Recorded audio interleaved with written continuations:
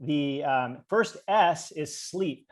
Sleep is so dang critical. And I'll be honest, I was probably the worst offender in not appreciating the power that sleep can really afford us. I believed back in the day, especially when I did my training, that I didn't have time to sleep. I was going to sleep when I'm dead, right? The whole, I forget what it was, The Cure, 413 Dream, I think was the album. If any Cure fans out there, like there was literally a song called I'll Sleep When I'm Dead. Well, And I that's kind of also live by that. the attitude that they take into residency in terms of training medical school residents who are becoming doctors in those 3 or 4 or 5 years. There's that attitude of, making them work obscene amounts of hours, and kind of this tradition of putting them through this very intense process as a way to challenge them, mentally. But the downside of this, I read, I mean, apart from on an individual level, the personal sort of suffering that the doctor in training endures, but I think much more concerning is the amount of medical errors that result from doctors who are sleep deprived, who are being put through this. I read an article a few years ago. I don't remember the exact statistics, but there's an absurd amount of medical errors, people who are diagnosed incorrectly, prescribed the wrong medication, given the wrong treatment, which sometimes can be fatal or extremely damaging for the patient. And it's like, when you start to recognize that, you realize how stupid this tradition of putting these doctors through this arduous process of an intentional sleep deprivation during their training really is. Yeah, no, and you got that right on. And so the sort of medical term for that is iatrogenic, right? Yeah. We collectively, meaning medicine, we've caused that either death or untoward outcome. And depending on what source you read, some people quote it as the third leading cause of death in the US. And that's the number that's been thrown around. That seems a little high for me, having been in medicine for 20 years and in hospital medicine, both on, the different areas, the wards of the hospital, as well as in the emergency department where I spent most of my time. I certainly didn't see 1 of 3 deaths from that, but it definitely played into medical error, especially in the sleep deprived folks that are working the night shift. The big joke is don't go to the hospital on a weekend, especially at night, right? Because all the A team is at home with their family and the B team is working. And that's not entirely true, but just being in that sort of environment with people that may be sleep deprived, the propensity or probability of having a medical error goes way up. And that's easily studied, not just in physicians, but lots of data on airplane pilots, for example, and others that have this kind of thing studied, that with just one night, lack of sleep in one night, your performance drops precipitously, somewhere between 20 and 35%, depending on what studies you read. That's literally the drop in your mental sort of abilities and sharpness and acuity in as little as one night missed of sleep. And so that's short term. But what we didn't appreciate, I think we all kind of know, when we don't sleep well, we don't feel great the next day. But in addition to that, there's so many potential long-term ramifications. In fact, the WHO classifies shift work, which is what I was doing for many years, as a risk factor for cancer, as a carcinogen, because higher levels of cancer are seen in these people that work like the night shift, for example. And that's because of a lot of things. You mentioned circadian biology or the circadian rhythm. That comes up a lot with respect to sleep. And I'll be honest, I was not trained to value my sleep, as you appropriately said. One of the reasons is we didn't understand it very well back then. This was 25 years ago. We didn't know that the most important time for your brain to be refreshed, rejuvenated, to dump out all the waste material that occurs in the buildup is at night while you're asleep. This whole glymphatic system that we now have a name for, that didn't exist to our knowledge in the 90s and early 2000s when I did my training.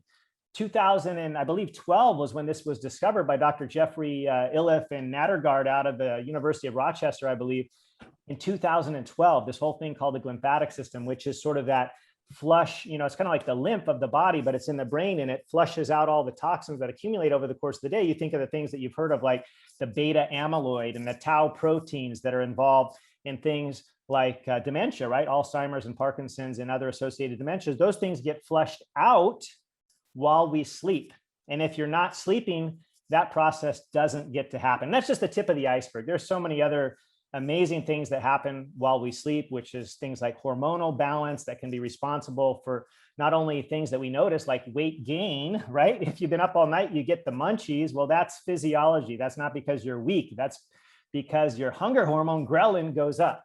But not to belabor it, sleep is so dang important. And I didn't appreciate it till about the last decade. I mean, I spent many years of my life sleep deprived, and I'm not doing it again. I've repented, but I now know and appreciate both the physiologic significance and the benefits of having a great quality night's sleep.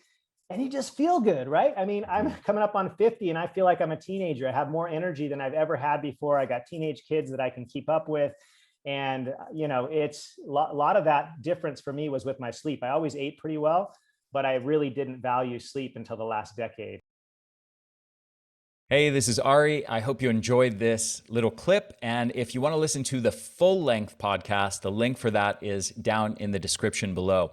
Also, one more thing before you go, I want to mention, in case you don't already know about it, our formula, Energenesis. This is an amazing product that has multiple compounds in it that are scientifically proven in numerous studies to increase your energy levels, not just by 3% or 5% or 10%, but by 30 or 40 or 50% in a very, very short time frame.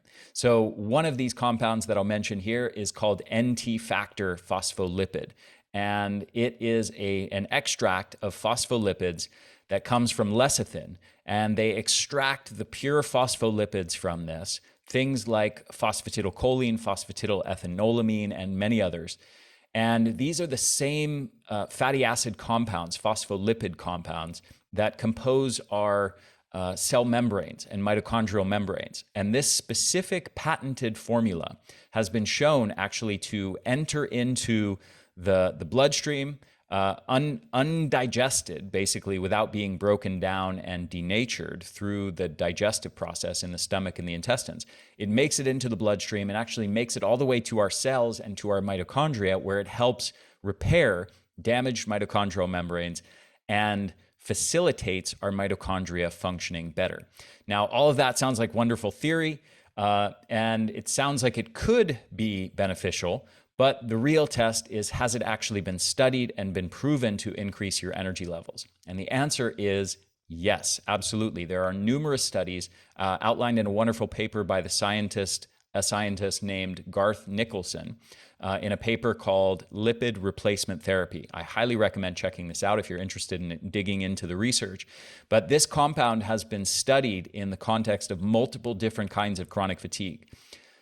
Aging-related chronic fatigue, obesity-related chronic fatigue, obscure things like Gulf War illness, and numerous studies in chronic fatigue syndrome.